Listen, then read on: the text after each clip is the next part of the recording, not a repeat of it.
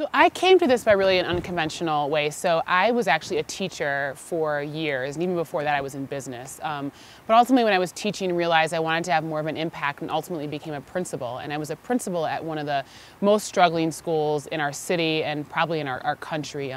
Dropout rates of close to 20%, like college and high school graduation rates being around 40%, just like arrest rates, 300 arrests that first year in 2009, like really like, it was like kind of where the crux of society like really meets, right? Where the really major issues. But what I noticed when I was at the school that there was incredible promise and potential in every single one of those young people, but it was up to us as a team of adults to really wrap our arms around them and support them. And so over the course of the years that we were there, we made major improvements by reducing dropout rate to below 2% and increasing our high school graduation rate from 40% to 80%.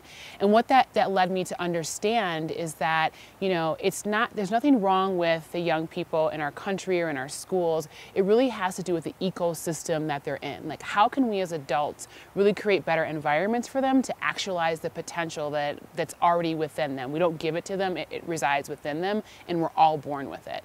And so I decided after I left Fenger High School that it was time to think about impact on a bigger level, and again, how to create better pathways for those young people, not just in a school, but how could we do it in an entire city? And so hence that was like the nexus from which Chicago Beyond was born.